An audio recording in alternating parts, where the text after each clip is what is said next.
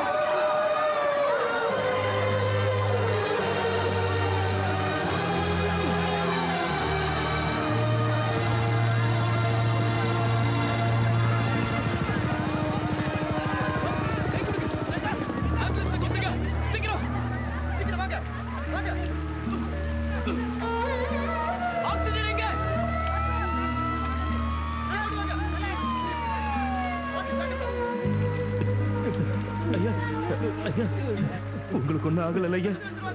நீங்க நல்லா இருந்தீங்கன்னா நாங்கெல்லாம் நல்லா இருப்போம் ஐயா. கடவுள் இருக்கு ஐயா. கடவுள் எங்கேயோ இல்லையா, அதோ நம்ம எல்லாரையும் காப்பாத்தின அந்த பையன் உருவத்துல இருக்காருயா.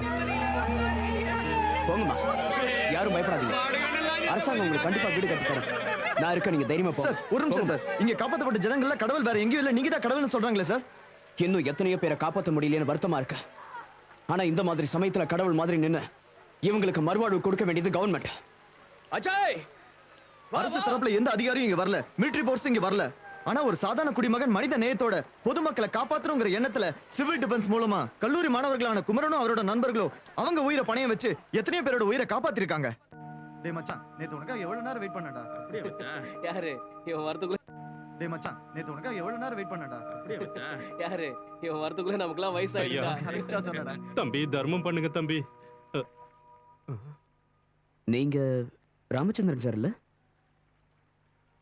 என்ன தெரியுதா சார்? எப்படி தம்பி உங்களை மறக்க முடியும்? பல குடும்பங்களை காப்பாத்தின தெய்வமாச்சே நீங்க. நீங்க இப்படி? நான் மட்டும் இல்ல தம்பி, எங்க ஊர்ல இருக்கிற முக்காவாசி பேரு இங்க பஸ் ஸ்டாண்ட்லயும் ரயில்வே ஸ்டேஷன்லயும் பிச்சை எடுத்து தான் வாழ்ந்துகிட்டு இருக்கோம். என்ன சார் இப்படி சொல்றீங்க? வெள்ளத்துல பாதிக்கப்பட்டவங்களுக்கு அரசாங்கம் நிறைய உதவி செய்யறதா பேப்பர்ல எல்லாம் போடுறாங்க. கவர்மெண்ட் செய்யற உதவி எல்லாம் பாதிக்கப்பட்டவங்களுக்கு போய் சேர்ந்திருந்தா இந்த நாடு எப்போ முன்னேறி இருக்கும் தம்பி.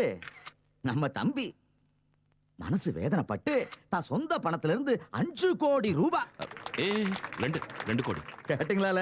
இன்னும் 2 கோடி ரூபாய் சேர்த்து தராங்க தம்பி. தங்க கம்பி. கஷ்டப்படுறவங்கள பார்த்து அப்படியே ஓன்னு அழுதுருவாரு. பணவடிற அந்த முகத்தை பாருங்களேன். ஏன்ல ஒரு தடவை கனமோடி யோசிச்சு பாருங்களேன். இந்த மாதிரி ஒரு தம்பி அசெம்பிளில போய் உட்கார்ந்தா எவ்வளவு நல்லா இருக்கும். அதுக்காகத்தான் நாளைக்கு நெல்லை மாவட்டத்துல நடக்கிற பை எலெக்ஷன்ல நம்ம தம்பி பப்பு யாதவ என்னோட கட்சி கேண்டிடேட்டா நிறுத்த போறத அறிவிக்கிறதுக்காகத்தான் இவ்வளவு பெரிய விழாவை நான் ஏற்பாடு செஞ்சிருக்கேன். ஆமா, அதனால உங்க கைகளை தட்டி தம்பிய நம்ம கேண்டிடேட்டா நிறுத்துறதுக்கு உங்க சம்மதத்தை தெரிவிக்கணும்னு கேட்டுக்கிறேன். அதான் அது.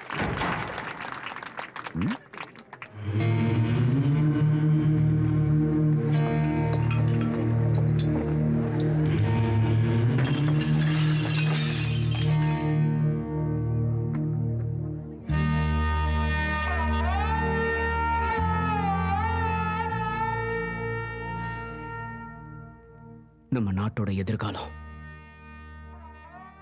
வெள்ளம் வந்து இவன் குடும்பத்தை முழுங்கிடுச்சு. இப்போ அதை விட கொடூரமான வெள்ள நிவாரண நிதி வந்து இவனோட உயிரையே முழுங்கிடுச்சு. பட்டினின்னு உதவி கேட்டு 2000 பேர் வந்தா 100 பேருக்கு கூட பத்தாத சாப்பாடு பாக்கெட்டை கேவலம் நாய்க்கு போடுற மாதிரி போட்டீங்க. அந்த நெரிசல்ல செத்து போன 20 பேர்ல இந்த பையனை ஒருத்தன். பேரு மூக்கனூர் வீர வெங்கட மெய்யப்பன். தூக்கத்துல எழுப்பி கேட்டாலும் திருக்குறளை மூச்சு விடாம மனப்பாடமா அப்படியே சொல்லுவான். படிக்கிறது 3வது கிளாஸ். 220 ஒர்க்கிங் டேஸ்ல இவன் ஒரு நாள் கூட லீவ் எடுத்ததே இல்லை. இதானா இவன் எதிர்காலம்? வெள்ளத்தால சாகிறவங்க நிலைமை என்னன்னு இங்க ஏசி ரூம்ல உட்காந்துக்கிட்டு பார்ட்டி நடத்திக்கிட்டு இருக்க உங்களுக்கு என்ன தெரியும்?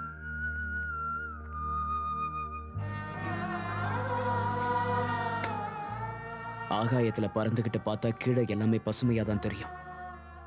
ஆனா பக்கத்துல வந்து பார்த்தாதான் இந்த மாதிரி சுமைகளும் புரியும்.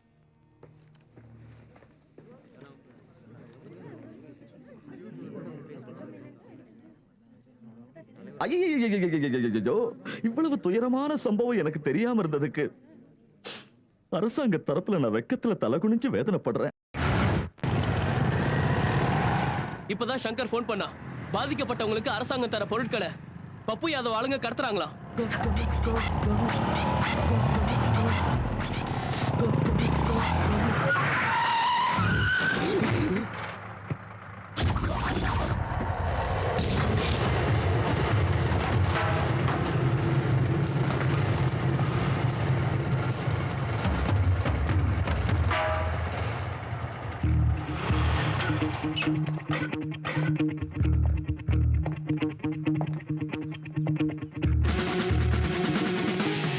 அங்க ஜனங்க பசியோடையும் பட்னியோடையும் செத்துக்கிட்டு இருக்காங்க. நீங்க எல்லாத்தையும் கடத்துறீங்களாடா? மரியாதையா லாரி எல்லாத்தையும் பின்னாடி திருப்புங்க. திருப்பலன்னா என்னடா பண்ணுவ? சாவடிச்சிடுவியா? சாகடிக்க மாட்டேன். சாவுன்னா என்னன்னு புரிய வைப்பேன்.